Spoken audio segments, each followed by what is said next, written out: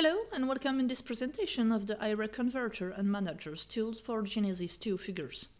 Here you have in this product a main converter which will apply on your Genesis 2 figure some optimal Iray settings for Iray rendering. Then you have tools concerning base color, gloss weight and gloss management in general, translucency, option and management, as well as bump and Geo-craft transfer, which will allow you to transfer the skin settings of a figure to the different element Geo-crafted on it. First, let's begin with the converter.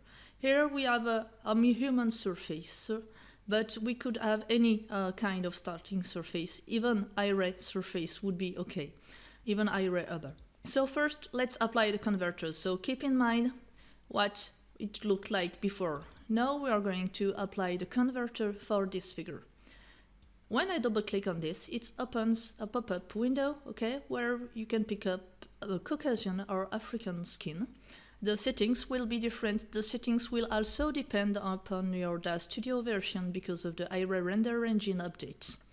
You can choose 3 presets which will handle the specular settings, the gloss settings differently regarding the maps used or not.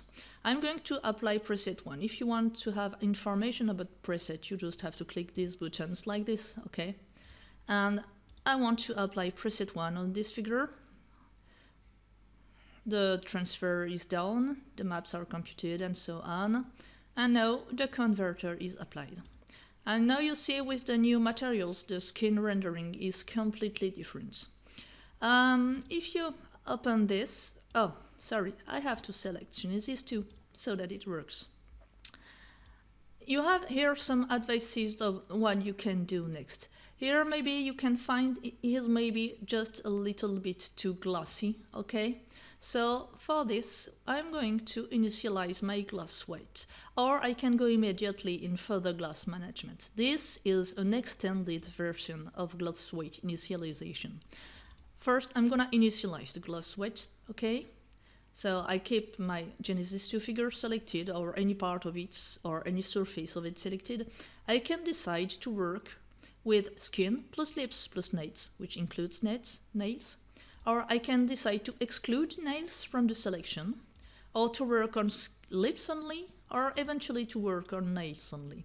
I'm going to include it all, and I think the glossy layer weight is maybe a little bit too heavy, so I'm going to reduce this and reduce a bit top coat weight. I can go to very dry skin if I want to, okay? This is the most dry skin that you can have, but it's better to have, it's more aesthetic to have a little bit of glass, okay? So I change the glass. Is it enough this way? Maybe it's enough. I could add a little bit more top coats and stay this way. I can also go further in the glass management and begin to change also the roughness of the skin. But you can use there increase glossy look and decrease glossy look, which is going to do the job for you. For example, you click several times increase glossy look and you go to a skin which is very glossy with a sweat and almost with water on it, and you can decrease the glossy look also several times, okay, and it moves the dials for you, okay, and this is a very dry skin. So I'm going to increase the look, or you can change the balance, okay, of the initial, and then once again increase and decrease glossy look. This will only change the balance of this, but you can tweak it too, okay? So this is very glossy. Here the final limit of gloss weight and top coat weight are adaptive limits. It means that you can browse very wide bands because the limits change as a function of what you use as a value for the gloss weight. This allows you to have very wide ranges because if you have no maps or if you have maps, the range won't be the same at all. Okay, let's come back to, I think I was around 1.3 for this figure. These values are not universal. These values depend on the maps that the figures, the glass maps that the figures are using. You can remove glass and top-coat maps, and here you'll see that you will be very shiny. In this case, just, okay, go for a very small glass weight, and the roughness doesn't matter really when you have maps or no maps, but you can work without glass maps. It's not that bad without glass maps. Okay, it's also it may be very good. Maybe sometimes it can be better. Sometimes it's better to keep the maps. Sometimes it's better without maps. Okay, once you have adjusted the glossiness, even if it was not really necessary at the beginning, but if you have adjusted your glossiness, you may want to have a look at the skin tone. It's interesting because sometimes you have really different, you see, possibilities just changing a bit the preset of base color. You see, each time you have something very different. This is the maximum brightness that I can have, and this time I change a bit the color tone. So these are 5 presets, but you can go in the base color manager, which will give you an access to to all the possible presets. You could go for something more pale, for instance, okay? And maybe this is too much, so I can reduce the saturation of this way, and because it was too bluish. Okay, this is more pale. Or you can also increase the red component here, you see, this way, decrease the green, decrease the blue, and you have another skin tone. So you can play with these sliders, or open this window, or use the presets. And this, you will have very different skin tone. Don't go for saturated colors, or you might have bad surprises, but you might have a better view of where translucency and scattering is. So if you're not happy, just reset the initial color. Of course, you can colorize, for instance, the lips only. Okay. And here the color is not exactly the blue here because of the subsurface scattering and translucency.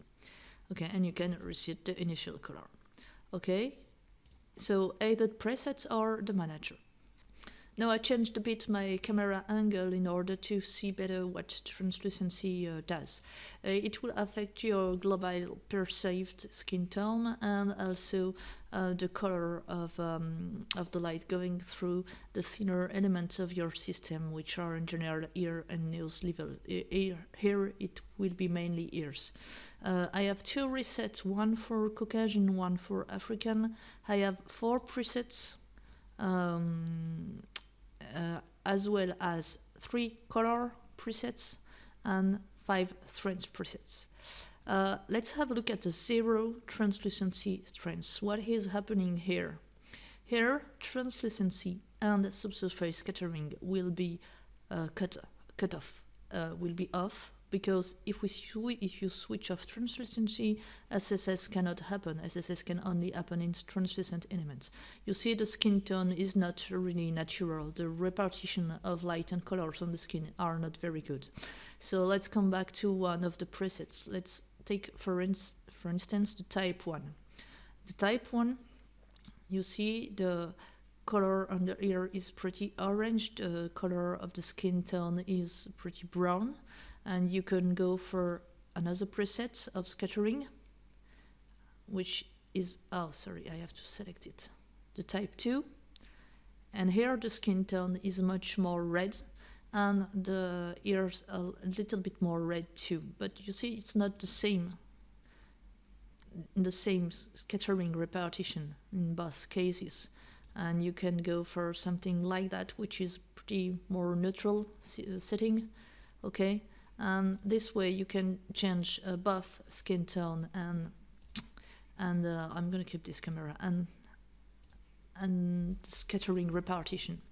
I have the basic translucency manager. Why basic? Because it doesn't give you access to all you need for full scattering management. What you need, which is not represented here, are SSS amount and direction, transmitted color and measurement distance, SSS measurement distance. You have the reflection tint in the accessible parameters. But I didn't put this on purpose because if you don't understand what you're doing with them, you will really very fast make mistakes and get lost. Translucency must be explained precisely before changing the parameters. One of the key things in translucency is scatter only or scatter transmit choice. In scatter only, the light which is going on the skin is not transmitted completely, is not transmitted as much to the scatter phenomenon than it is in the scatter transmit mode. Okay, scatter transmit will provide more realistic results for pale skin tones, or pale Caucasian, or even skin tone like this. But for black skin tones, African skin tones, you will prefer a base scatter only mode because it's much harder to handle all the parameters for dark skin tones if you are in base scatter transmit mode.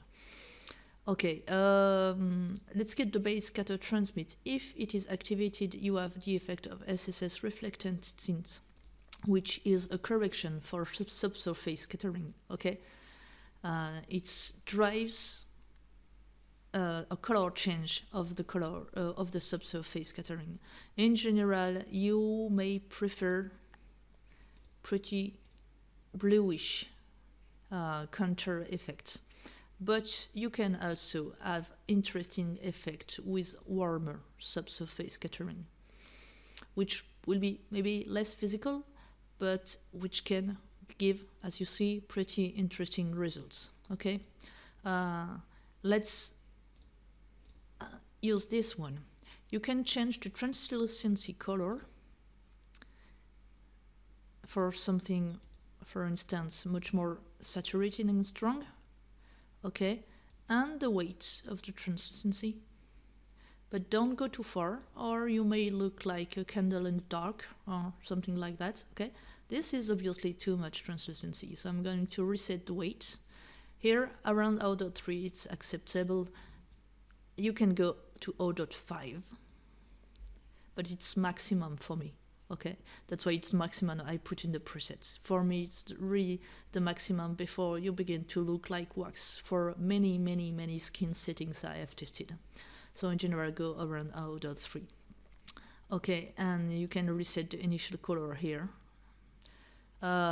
Since a part, normally translucency should be more red than this, okay? But since a part of the information about translucency is already somehow included in many base maps that you have, you can reduce this. And furthermore, the color information is also included in the transmitted measurement color and transmitted measurement distance. Transmitted measured color, which is parameter not shown here, and transmitted measurement distance. So this information is already somewhere else in all my presets. Okay, so here you don't have to go for a very red thing. Okay, and if you want something more red, nothing prevents you to go this way, and you will have more red translucency, but also a bit more red tone globally.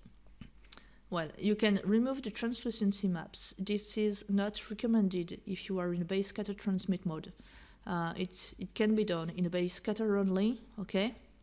Well, this is possible, okay? But in a scatter transmit mode, here I have removed the maps, it absolutely does not work. There is a reason for that, okay? But I wanted to keep the option, so I'm going to reset the translucency maps. But if you are in scatter only, you can play with this. And finally, you can accept settings or close the window or use various presets, okay? And that's all for the translucency management.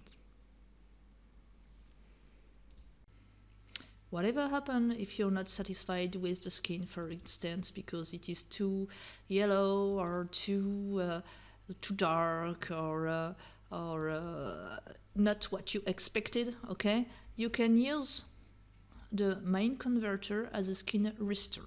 So you just have to open the tool and apply the same preset that you had at the beginning. It will reset everything to its initial state, okay?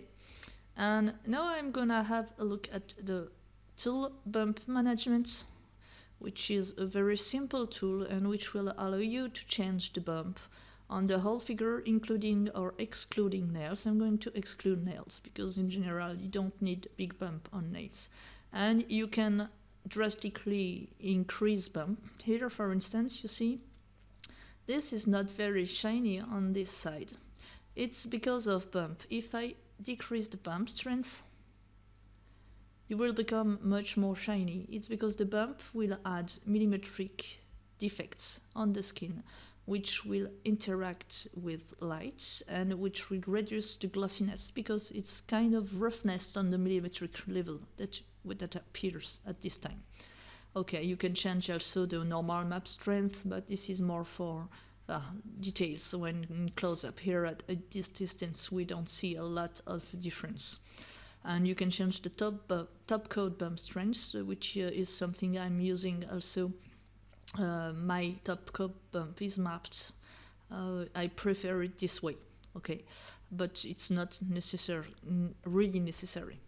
Okay, so I'm going to increase the bump, and for these distances, okay, you can have a look at close-up. I don't know if I have close-up camera.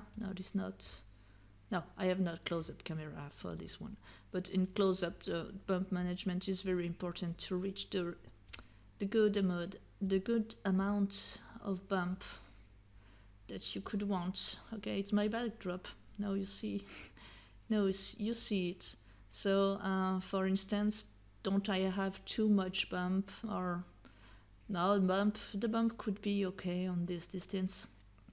Okay, you see here and here on the shoulder. Let's have a look at the shoulder.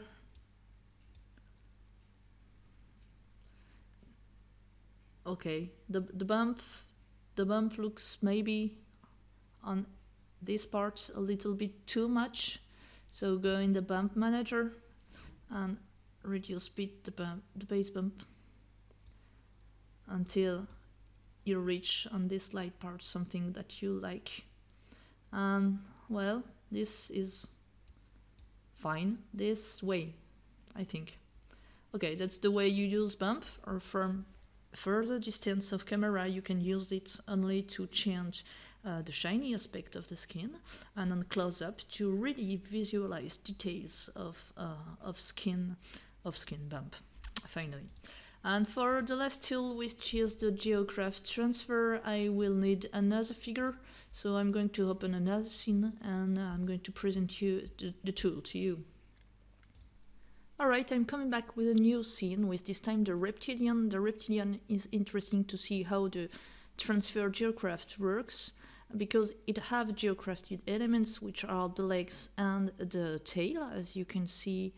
Where is the scene? As you can see here, the reptilian has attached the legs and the tails, which are Geo-craft elements. So, in order to show you how to deal with it, first we are going to convert the reptilian and optimize it a bit. Okay, let's say it's dark now. Let's keep it as a clear skin. Okay, we'll see afterwards if we have to change things. So the first conversion is done. In my mind, a reptilian skin should be much more glossy, shiny. No, it's not the base color that I'm gonna change, it's the glass. Okay, so let's go for a much higher glass, even higher. Okay, this time here on the nose, we can see it's better. Let's increase this just a little bit more. Well, it's twice, but a little bit more. More top coat weight. Okay, I like the reptilian skin, let's say this way. And for the glass management, I can maybe change a little bit the roughness for something less rough, with more reflectivity. Okay, let's have a look here. Here it's a very shiny reptilian skin. If I increase this, it doesn't change, not that much. Okay, I'm gonna keep this way. Now the issue is in the legs, which do not belong to a Genesis 2 figure, and the tail. So you have to go to Geo-craft transfer, okay, and you have to open this, and the elements Genesis 2 in your scene are detected, okay, as well as the possible destination elements. So I select the surfaces and add them to the list that I want to be copied. And here, when I'm going to proceed to transfer, something is going to happen to the viewport. But don't worry, the viewport will come back exactly the way it was just afterwards. I proceed to the transfer, okay, and the process is finished. And now, as you see, you have the exact same surfaces for everything on the reptilian. Okay, and that's how the transfer is, and of course you can transfer on the Minotaur, on our genitalia, or on the creator elements. Well, that's all that I wanted to show you for the Geo-craft transfer. So you see, you can have several figures here. You have to choose your source figure, the destination item, and the surfaces of the destination item, and you add these two, and you add them this way, and here you can see the name of the surface and on which item it is on the scene. That's all. Well, thank you for watching this presentation, and if you have more questions, don't hesitate to go on das forum to the topic dedicated to this project. Thank you very much for your attention, and goodbye.